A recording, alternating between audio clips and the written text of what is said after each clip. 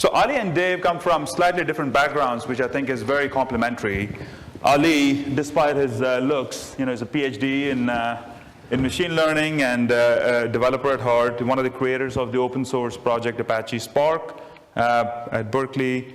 Ideas from his academic research have also contributed to some other projects like Apache Mesos and Apache Hadoop, which is behind several companies like Cloudera, Hortonworks, and others. And Dave is a great complement, previously serving as an EIR at Greylock, and before that as the head of marketing at GitHub, now Microsoft, and Hortonworks. Welcome both. It's great to have you here. Thanks. Thank you. So guys, let's do this. I know there's a bunch of topics we want to cover, just kind of your decisions you made from early stage to growth stage and kind of what the future holds. But if you may, some of the things we talked about as we're preparing for this panel, I'm just going to directly get to those, if you guys don't mind. Ali made the point that there's always so much busy work that CEOs are doing. There's always tens of things that are going on every day, and you lose track of the one or two things that make or break your company. And it's really, really hard to separate the signal from the noise, and focus on the few things that dictate your future. So talk about that. How do you navigate that, and why do you think many CEOs make that mistake of just getting stuck in the noisy work? I mean, you said it. There's so many things you have to do, right? As you're building the company from scratch, lots of things are broken. You're driving super fast and you're trying to change the wheels at the same time. So, and you care a lot about your company. It's your baby. So you want to get that hire right, and you want to help this person, and you do have an opinion on how that product should be built, and you do care about that marketing message on the web page that's going there, and this favorite employee is quitting. You want to save that person, and now the board wants this, and you're running out of funds, and blah blah blah. So there's a million things you have to do all the time, and you want to be there to do all those things. But really, the company is a product engine that builds a product, and then there is a sales engine that sells that, and then there's a bunch of supporting functions that support those two. Figure out where your main bottleneck is at any given time, and go unblock that. Usually companies either don't have product market fit, so that's messed up, so they have to go fix that. They should just focus on that. Or their go-to-market machine with the messaging, sales, and all that is broken, so they need to fix that. Or maybe both are broken. Or the supporting functions are breaking. The company's been successful, you're breaking down under your own weight because HR and sales comps and recruiting is not there. Figure out what that number one thing is and go after it. And how did you do that at Databricks? Maybe you can share a couple of examples here. Yeah, so for us it's been different things during different times. Step number one was we had this open source, we had an open source strategy from the beginning. Our strategy started with, we have this thing called Apache Spark. Nobody cares about it. Nobody wants to use it. We think it can replace Hadoop. How can we get the whole world to adopt it? That was step number one. So that was the number one thing we wanted to do. So that was the only goal we had in the company. It was great clarity in the company, everybody running after it. We don't care about revenue or anything like that. Step number two was, how do we actually start getting product market fit around some proprietary open core version of that you can actually start selling and charging for, which turned out to be non-trivial. So just focusing on iterating with the customers and just getting that right. That was the second step. Step number three was, how do you build the go-to? So now we had the product, and it worked, it had product market fit. How did we build the go-to-market sales engine, marketing engine, the messaging, all that could sell that? We didn't have it. It was actually utterly broken. And we had 1 million of revenue after a year and a half of trying to sell it. So we had to replace that function, fix it, correct it, and pivot kind of to enterprise sales. And Dave, you obviously spend a lot of time at some incredible companies, also in EIR, talk to many startups. In your experience, what do you think are the most common hang-ups when you talk to CEOs and if you chart their trajectory to who's successful, who's not, and look back, where do you think people get hung up the most? Yeah, I had the opportunity a few years ago to spend time as an EIR. I'd done a handful of companies, and I was invited to come and spend some time as an EIR, and it was actually one of those moments where you step back and go, wait a second, I can kind of sit on the sidelines and try to get some altitude to the patterns that are happening in the startup ecosystem. And I ended up meeting with probably, 60 or 70 companies over the course of an 8-month period, and 60 of those 70, they had this great product idea that was a really compelling product, and I would come and meet with them and come back and saying, it's hard for me to imagine that company getting past 10 or 20 million in ARR just because they're built around a single product. The challenge is around the storytelling of it. It's like, and actually, our Microsoft speaker shared that. I'm a Microsoft alum, so I have some fond allegiance. It's about the mission of why you exist. That was the common thing, and it was ironic that he shared both times around both Bill Gates' vision of a desktop on every a machine on every desktop, and then the more recent one about empowering people's potential. That's a mission. Like if based on what you know that's happening in the market, and I'll just use the Microsoft example, hey, the world's sort of getting to this world of computers, and it's sort of emerging. They have a very specific mission. Against that backdrop, my mission is to empower everybody to have a single computer. Does that hold water based on what I know that's happening in the market? If so, my product plan, my partner plan, my go-to-market plan are not complicated. It's super, super simple. So over and over again, it came down to just clarity of the storytelling. And it's not marketing, it's the story is the strategy. And I think Ben Horowitz in his book, The Hard Thing About Hard Things, makes this point in a similar way, which is storytelling is everything. In the world of building a business, if you can have your story hold water, the execution's not complicated. This kind of falls in the bucket of it's so obvious. Why is it so hard for founders to do that then? I mean, if you don't have a story and the long-term state, why bother building a product? Well, I think, I had the opportunity to work with some really, really good CEOs, and when I sit back and reflect on it, it's as much art as it is science. It's about it's about positioning. Positioning is an artistic exercise in a sense. And it's not about my product positioning. I don't actually care what the product does. I care about why I should care. So it's the construction of the narrative, which is around why you should care, which is just it's hard. The other thing I think I see people doing is they're creating unrealistic missions against the backdrop of what's happening in the market. So if you really understand what's happening in the market, then you create an audience narrative that holds water intellectually, and if you're intellectually honest about it, then you execute against it and you line up behind it. I think the hard part is both the creativity of it, and number two, is that mission realistic given what's happening in the broader market? Got it. Let me put you on the spot. What is Hashi's mission? So ours is really simple. Against the backdrop of this generational shift from on-prem to multi-cloud, we want to provide consistency around how people provision, secure, connect, and run infrastructure. Got it. And against that backdrop, who I partner with, pretty obvious. What our product roadmap is, pretty obvious. What our go-to-market narrative is, pretty obvious. And it's sort of simplifying for the world. Got it. Ali, what's your story? We've done I agree actually with Dave on this. Some people call that, by the way, strategy. Marketing people like to say story. There's different names for it. Strategic marketing. Strategic marketing, yes. We actually went through 3 times such an exercise with external firms, which I recommend you should do for your company if you haven't done it, unless you've already figured it out completely. So we actually went through, the whole exec team sits down over a month period of time and figures out what your story is. And for us right now, our mission is we help data teams solve the world's toughest problems. Another way to say it is we make data scientists the heroes of their organization, and the rest falls off from there. How do we do it to make it simpler, and how do we make it simpler, and so on. You can double click, and it's turtles all the way down. But yeah, I recommend doing that exercise. Yeah, so I've done we've done that a few times for actually now 3 different companies.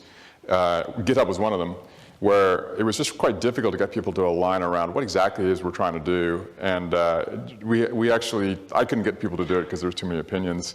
So we brought in a firm just to run a process to be let's just pull it out of you. And the simplicity of enabling developers to build great software or empowering developers to build great software, that's GitHub's mission. It's pretty obvious. What are the pillars of that mission? Well, that's a little more complicated. But there's a process that you can run through to get to it. And I would actually encourage everybody to start there. Got it.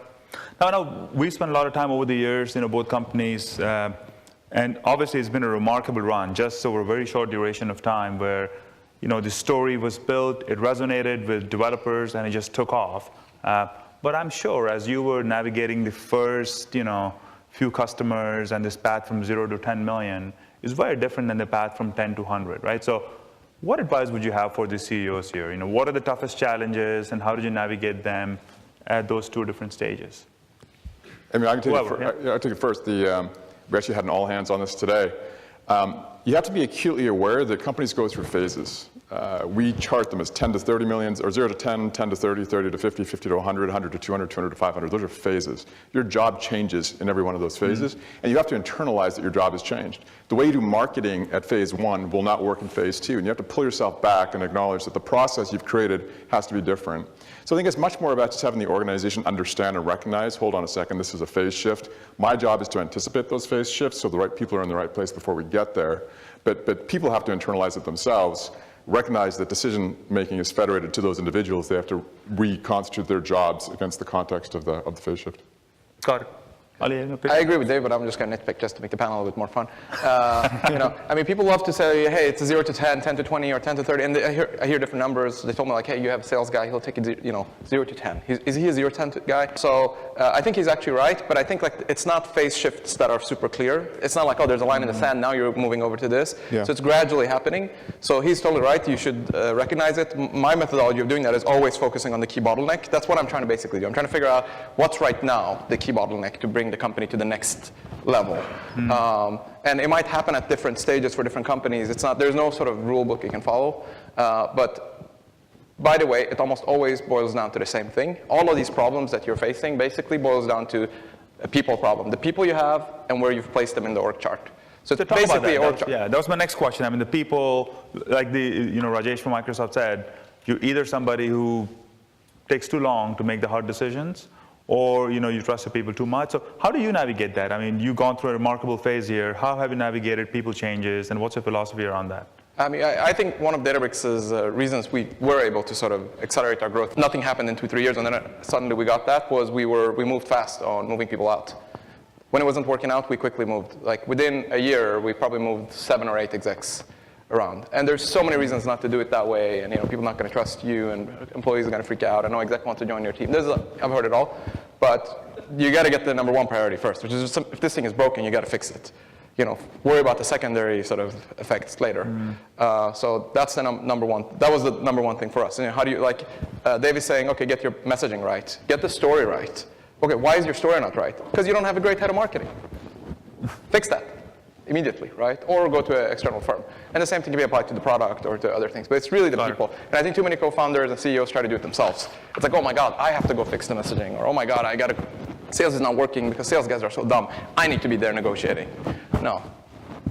Get the right people. Dave, do you agree? Do you feel differently in terms of people transition? I think people will scale much better than we generally give them credit for if we hire them right. And when we do hiring, we score on 2 axes. One is skills, second one is attributes. We hire for attributes, even at the exec level. You have to have a higher degree of skills, but if you're intellectually curious, if you're balanced, if you are a simplifier, there are certain if you have high humility, they tend to scale well through these phases. So I don't view these phases as necessarily requiring different people. I think they require people to recognize that they're entering a different phase, for sure. So I think the challenge then becomes, at what point does this person stop pulling you and you're now pushing them? I think that's the telltale. As a CEO, you should be being pulled by your exec team, not pushing them. And obviously that's harder, and in the earlier stages, you're pushing people because you have more context, and maybe the people you brought on earlier are more junior. But what you're aspiring to do is to create closed systems around each of the functions that are pulling you against the broader mission. So the people stuff's hard. My bias is definitely I give people more rope than they should. I think that works actually for the most part, as long as you're hiring for attributes. But yeah, I mean there are just some realities, and once an exec has lost the confidence of their peers, this is a team of people pulling you. If one of them has lost the confidence of their peers, you have a problem. Yeah. Do you want to add something to it? Well, I just want to say, if you're growing super fast exponentially, one of the problems is that the company is outgrowing people faster than they can grow. Right.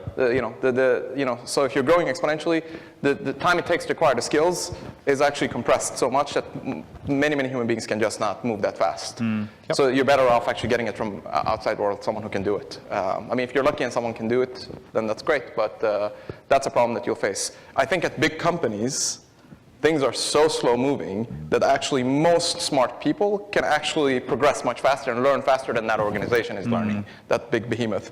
But startups that are sort of building fast, I think it's the opposite. It's funny you say that. The number 1 issue we come across most of the companies in a portfolio is engineering. It is so hard to get these engineers from Google and Facebook, where they work 6 hours a day and get free lattes and massages and still pay them 7 figures? Like, how do you navigate that? And how do you go about hiring engineers in your company? So those are some of the best I've seen in the business. I'm kind of curious, what is your secret recipe? Yeah, so we have a unique philosophy. We made a decision a few years ago that our engineering is 100% remote. And we're so hardcore about it that, in fact, we will not have 2 engineers on the same team in the same location, because we think that breaks the communication paradigm. So literally everybody is independent. That allows us to hire a slightly different profile of person. It's the people that have already come out of Google that say, hey, if I can take my kids to school and work from remotely, then I can. And so it's just a different pool. I think we realized years ago that all these companies sort of have these 1 or 2 10x people in the engineering that are the key to the whole thing. It is an unfair advantage if I can aggregate those 10x people that want to live in Kansas. And I just think this is a generation of folks that have grown up on GitHub. It's okay. So we don't have an issue at all recruiting. Ali? Yeah, I mean, I envy Dave. We didn't do it that way, and you can't basically switch to that model. Yeah. This DataStax has the same thing, right? And there's a bunch of companies that do it that way, which has its own pros and cons and challenges. But that's awesome. So we are smack in the middle competing with Google. By the way, it changes over the different phases. Like when you're 50 employees or maybe up to 100 employees or something like that, you can actually hire those really smart people, and they will not go to Google because they come there because this is their company and they're building it to you. When you're 500 people like we are, we're kind of like, to that employee, it doesn't matter, like, okay, Databricks versus Google, it's just a company I work for, what's the paycheck looking like? There's a little bit more, things change over time. One thing is we expand in other locations. So our Amsterdam location is where we're doubling down on. Bangalore, we have a China team, so we expand elsewhere. That's how you deal with the asymmetric sort of hiring of compensation that the big companies have. The other thing we do is we go heavy on universities. So we hire super high raw IQ from Stanford, MIT, Berkeley, and work on mentoring them and sort of upgrading. We realized after a while that we can probably get Berkeley students better than anyone else, but they don't have any experience. So we have a problem there. But then we realized, in 3 years, these people will be people with 3 years of experience. And then in 5 years, they're 5 years of experience. So let's get the absolutely smartest, hungriest people out of those schools and then promote them quickly. So that's what we've done. So there's lots of young students out of these schools that that quickly have made it up. They're running now quite big teams. And it has its pros and cons, but that's how we were forced to do it in the path that we took. Got it. Okay. Again, people problems are, I think, the hardest problems for companies to navigate. So on that note, one of the transitions we've seen, at least over the last decade, is kind of emphasis on product-led sales, right? It used to be where you had on-prem software and some of the best salespeople could go sell this perpetual license deal. And now we have a company like Atlassian, I think we have Jay Simmons later on today, where they don't have salespeople. The best products sell, right? And I think most companies are somewhere in the middle. I mean, we're open source companies here where you have a developer community. It is a product-led sale, more or less. Does the sales team profile change with that? I mean, you're focusing on pay-as-you-go, recurring revenue, as opposed to heavy top-down perpetual software selling. How does the profile of the sales team change with that? So for me, it just depends on the kind of product you sell. We sell infrastructure. I mean, there are financial exchanges that validate every transaction through our products every day. There are, payment processing companies that process every transaction through our products. So it's an enterprise sale. So we use open source as a distribution vehicle. But actually, my favorite meeting when I first got there, the first 7-figure deal we did a few years ago, I flew out to the East Coast somewhere, and the guy sitting across the table from me goes, it's a big bank, he goes, we love your products, your founders have been here many times, you have huge champions inside this company, everybody uses your products. We were never going to do a deal with this company until you showed up. And the reason is because it was clear to us that they did not understand what it means to partner with an organization like ours. I see you here, I see the people in suits around the table, and I go, okay. So I think that's so it just depends on your product. If you're selling an app like a productivity app, it's just a different game, a different level of criticality. Your buyers, you have to respect what their process is, and they need someone to call in the middle of the night. So I think it's both. I think in the cloud era, practitioners choose technologies to a much greater degree than salespeople sell them.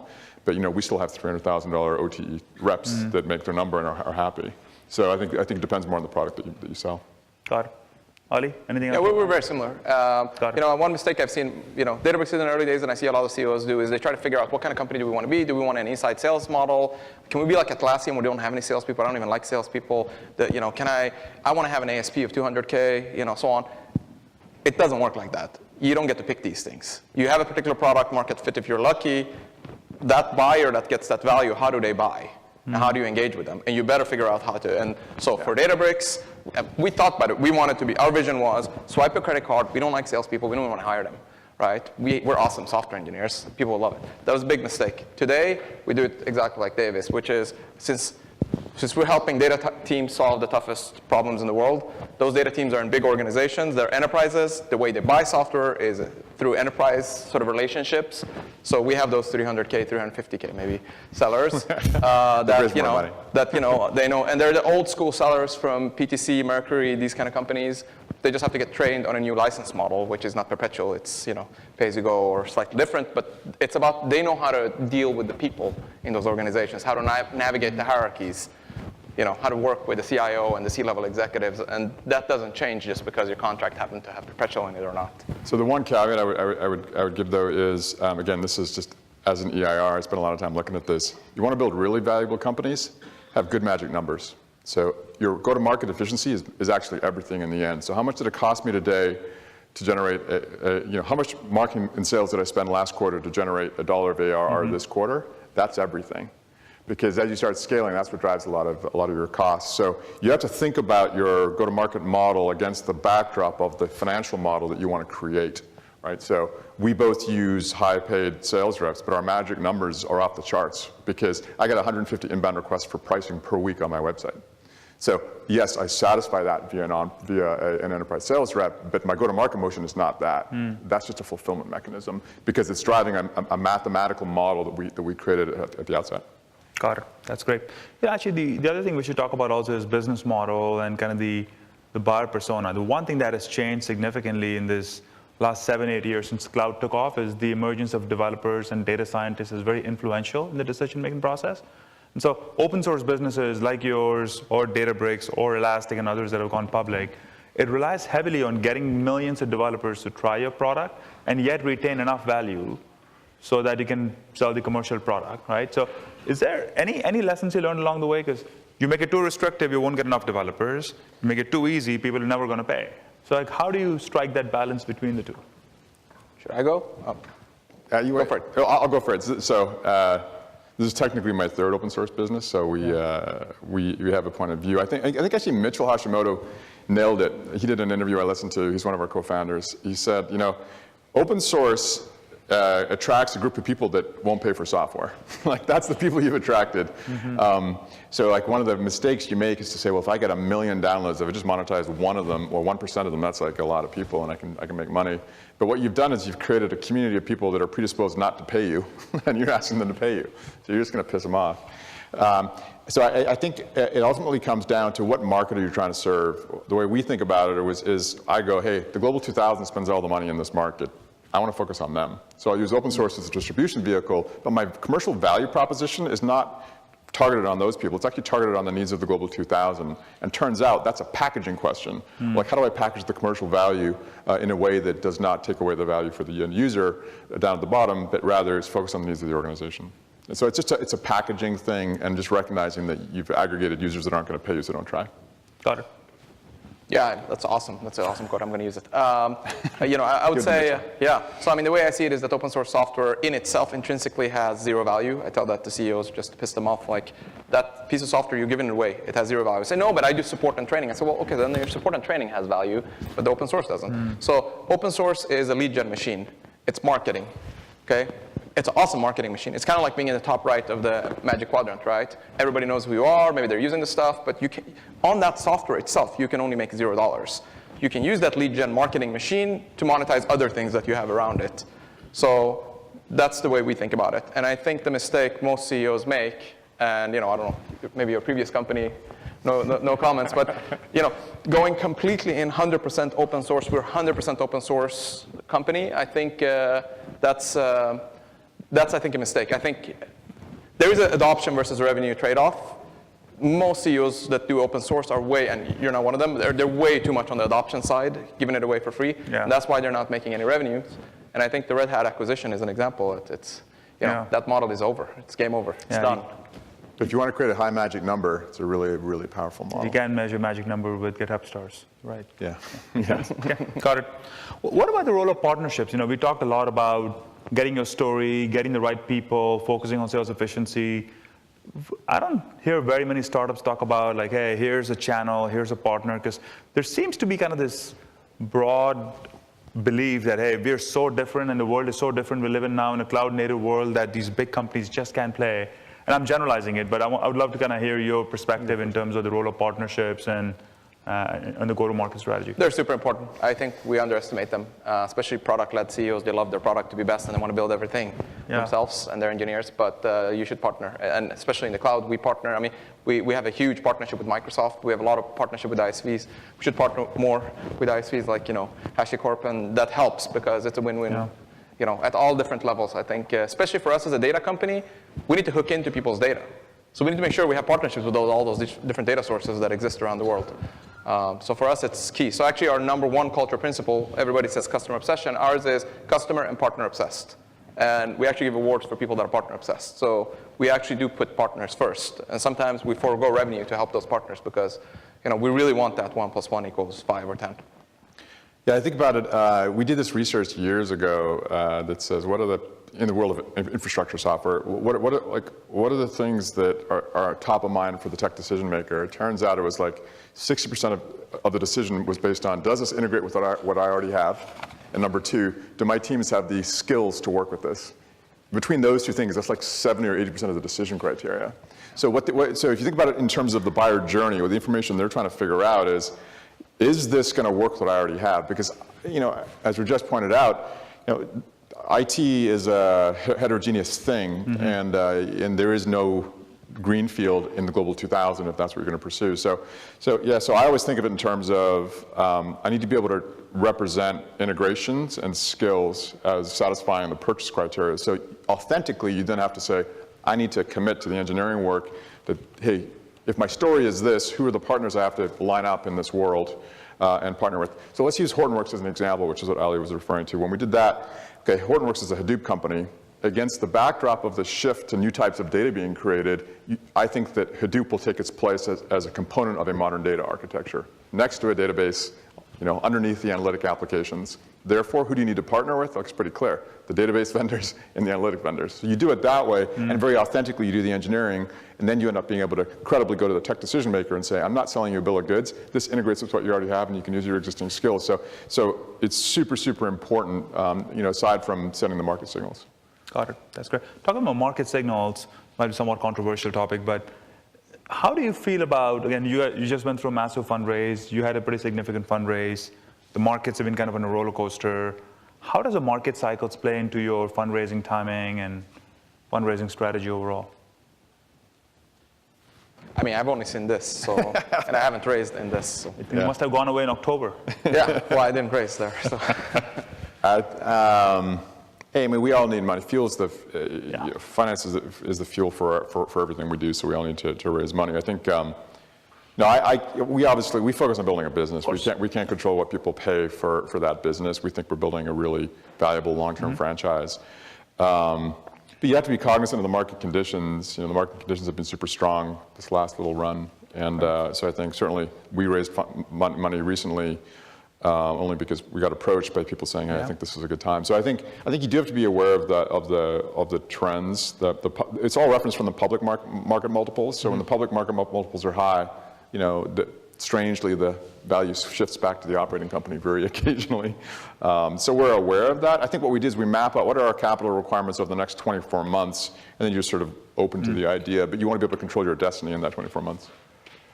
Make sure you can grow into your multiples. Yeah, make sure you can grow into your valuation. That's the key thing, right? Yeah. Under different conditions that might happen, so don't get over your skis. Yeah. So the only piece of advice I would give is if you're going to raise money at a big number, make sure you raise enough that you never need to raise again, or that you grow you're into not going to need to raise for a really long time. Yeah, or you're sure you can grow into it, and you'll have the right revenue to. It's amazing. justify. Time went by so quick over here. I didn't keep track of time. We want to leave some time for Q&A, but I want to just go back to both of you. just put it all in perspective. As you looked at your growth, all the coming up with the story, hiring the right people, and the growth you had over the last couple of years, which is best in class I've seen in a long time. What are one or two things you guys did that really paid off? And what are one or two things you would do differently? I can start. I think, someone much smarter than me described, there are only three things you can control as CEO: market, model, and team. So that's all we really care about all the time. And you got to be like a shark in all three of those areas. And I think, what markets do I want to participate in? Well, it's not static.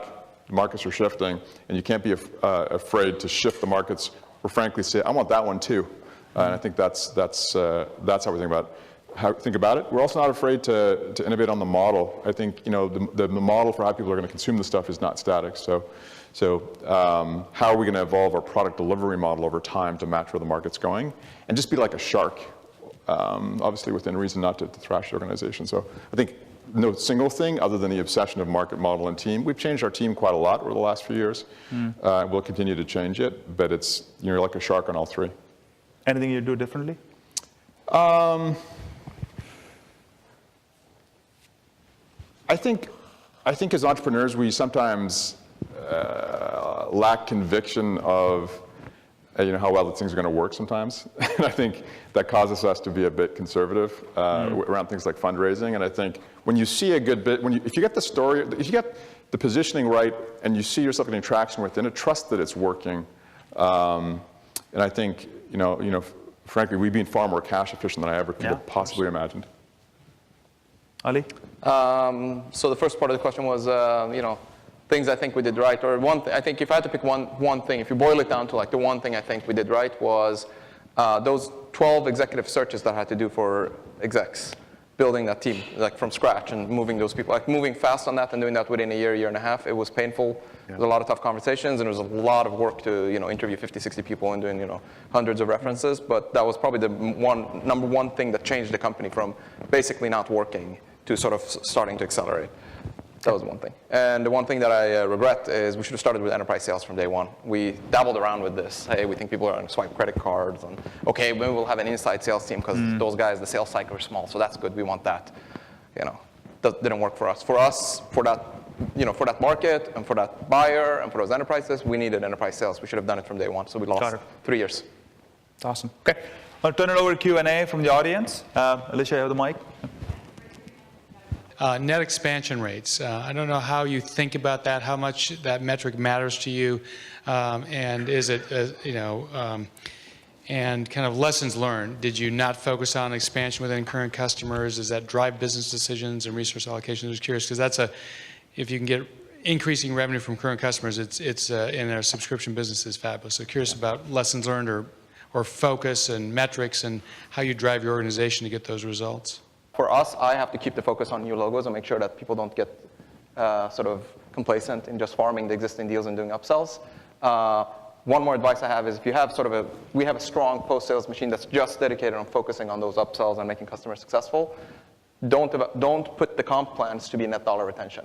Don't evaluate them on net dollar retention because it's a lagging indicator. Then you see your post-sales guys and the CS people will show up a week before the renewal and say, I hope we get that big renewal. It's like, what were you doing the last year? You were supposed to make them successful. So we evaluate our post-sales function and the customer success teams on actual usage of the product, which is a leading indicator instead of a lagging indicator, which net dollar retention is. But yeah, if your net dollar retention is not high, you're not a land and expand model. Then you need to really grow a lot of logos over a sustained long period of time. Yeah, I think so. We tend to think of customer journeys, sort of how the lens of the world. And there's a pre-sales and a post-sales customer journey. We actually use a customer success automation. It's not Gainsight. We use a different thing that basically says, hey, there are 5 phases. It's onboarding, adoption, and expansion, whatever, and renewal, right? And we actually measure the net promoter score at every step. And that's how we drive it. So we have a customer success function that is focused on the net promoter score at every step, not the net promoter score at the end. I think that's the big difference.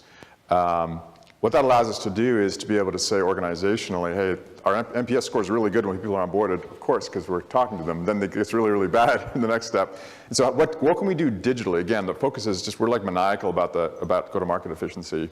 So what can I do digitally so someone doesn't have to touch that account to get the NPS score higher during that phase? And we just keep focusing on that and nudging it up. But NPS by phase is the thing that makes it true for us. The second big piece is just acknowledging that enterprise software is about trust. It just is. And if you focus on that piece and not trying to sell people stuff, it'll expand. So again, it's specific to the product type, but for us, we don't pay people on net expansion. We don't comp our support team on our success team. We focus them on net promoter score, and then it's measured digitally every day. Great, thank you. All right, great.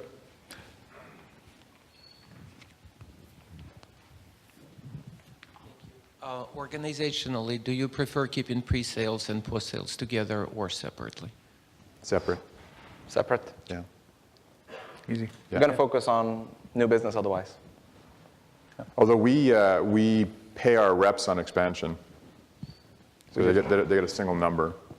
Because you get bigger, you start bifurcating into new and new. We're not there yet. We don't. It's a much higher scale. Can I ask a quick question if you have? So, one of the things that comes up in boardrooms quite a bit these days is getting a cloud-native offering, right? So a lot of businesses over the last 5-7 years, perhaps including yours, were also built on a big chunk of private cloud, on-prem data center, on-prem solution. But now folks are building more and more cloud-native. It's got to be indexed to your AWS or Azure spend and a percentage of the cloud spend. Is it good or bad? What does that mean to your, obviously it can grow the business nicely, but what does that mean to your margin and upfront, I guess the margin structure, yeah. Well, maybe I answer a different question. I think that's the right side of history. Anyone who's not building SaaS services is going to be on the wrong side of history. You need to think about that. I don't know how much time you have, 5 years, 10 years, 2 years, and it's freaking hard. Like, good luck trying to build a SaaS service. Not many people can do it well. So, what it does to all the metrics, revenue growth is slower. And deal sizes are smaller, and it keeps you more honest because they can churn away and they can pay as you go, and if they don't like it, they can just go away, which it's good and bad. It keeps you honest, right? You got to be more careful with churn. The rev rec is different because it's based on usage, so it's literally how much they're using. Hence, we comp on usage. Whereas on-prem, 606 rules, you can recognize revenue on multi-year deals up front and things of that sort. So your revenue is going to be smaller, and the growth of the revenue is going to be smaller. So, when I push my teams, I always say, hey, we could have grown faster. They're like, yeah, we're not on-prem. Then let us go on-prem. I was like, no. Yeah. Is pay-as-you-go a good thing or a bad thing, you think? From your It depends. perspective. Pros and cons. It's better for the customer. Yeah. It's harder for the sales guys. And it keeps both sides more honest, right? So they get to try it out before they buy. And to get the long-term commitment where they stay with you, they have to use it and love it already. Whereas otherwise, those kind of salespeople that we had are really good at coming before you even get to taste the goods. They'd get you on a 3-year or 5-year deal that's sort of really, really big, and now you paid so much for it that you better make it successful. Pay-as-you-go is not like that. It's, I'll try it out, and I'll tell you if I like it. And I don't want to have a 3-hour meeting with your sales guys right now, because I'm just trying. So it changes it completely. The comp model changes. Just a really quick thing I'll add is, enterprise infrastructure is complicated, and so sometimes you actually need to give people a longer window to make it successful, otherwise they churn.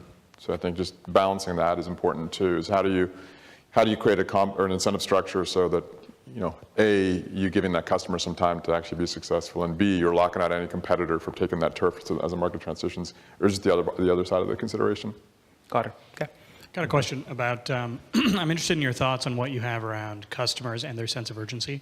Like running into customers that do have a sense of urgency and move very quickly, running into potential customers that clearly have the problem but don't have the sense of urgency, and how you organize around that effectively. Yeah,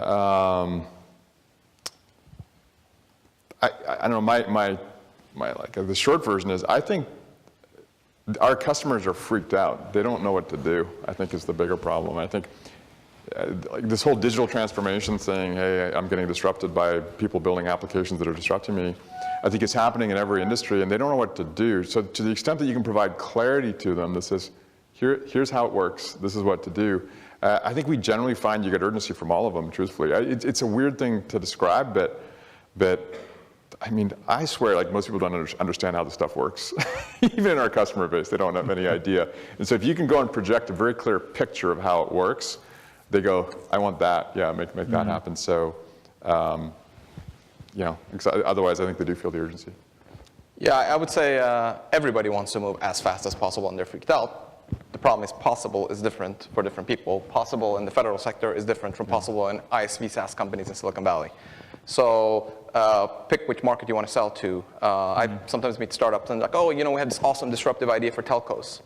I'm like, okay, good luck with that. It's 2-year sales cycles.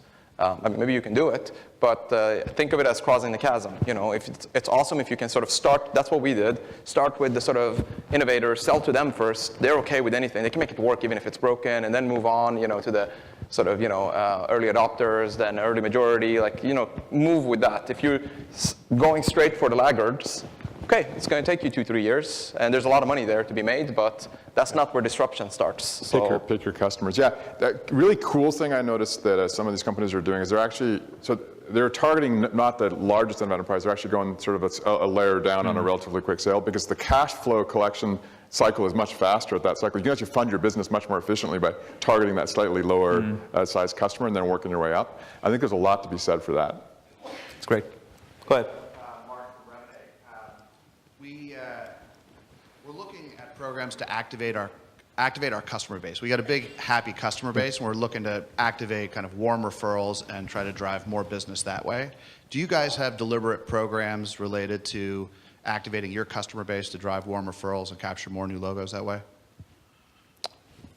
We don't directly. Yeah, we always talk about there are only 4 sources of leads.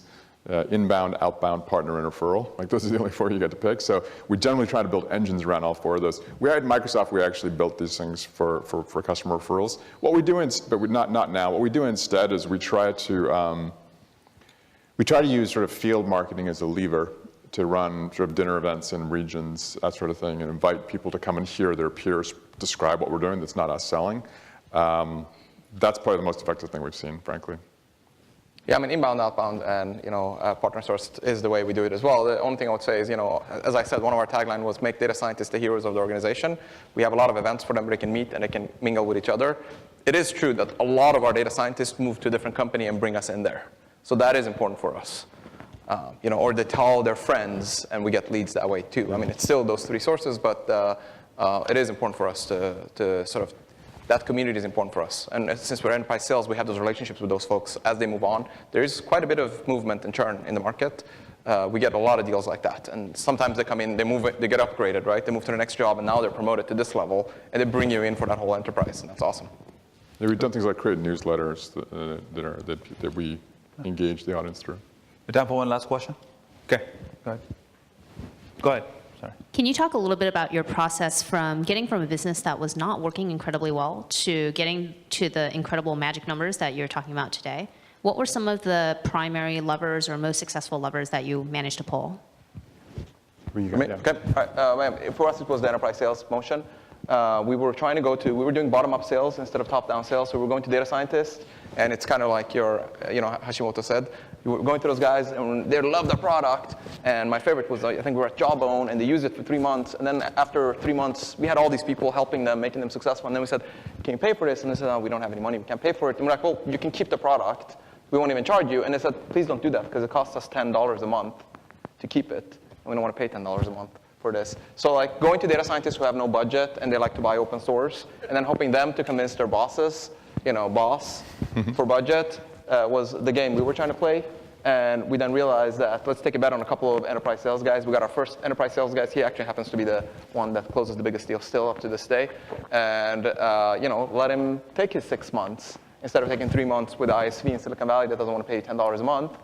We got, very quickly, our ASPs grew from 12K to 18K to 30K to 50K, 100, and then 200K now. Same product essentially. I mean, not a huge difference in the product. So that was for us. So you have to understand who really needs, who has massive data needs, and who can you, if you improve the accuracy of their data processing or machine learning by 1%, it moves the needle, like improves their, $100 million more revenue for them. Those are the guys that will pay us a lot. For us, that was that. We were going after the small sort of players that even if they use machine learning, it won't help them much. So there's not much money you could have made. Yeah, for us, it's much more of a step back. What's the strategic narrative that I want to align around?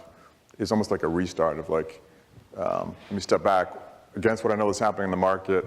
What market do I want to go after? Okay, Global 2000 that's going through this transition. In which case, how am I going to do that? Then what's my packaging construct that's going to allow me to monetize that way in an efficient way? But so it's actually a bit of a step back and be like, how does it fit together? And then it's just to execute on the pieces over time. But the packaging construct is super important. As Ali has identified, if you're going to go after the big companies that want to spend money on data science, like, well, you better have a packaging construct that you can monetize for them. Don't waste your time with the freebies. So it's very much tied together. If you get those two right and you think about the magic number, you can get it. I think you can get it. I think the world has gotten so digital in its information propagation that you can actually get really, really like consumer-like magic numbers if you think about it, if you have the story right. Yeah, I mean, some companies agree. So we're so similar, right? If you take like an Elastic or a Tableau or someone where you can, sell a $1,000 license to one person who's using it on a desktop, that's a different business model, I think. It's very different from our business, right? So there you get lots of you get millions of people using your product.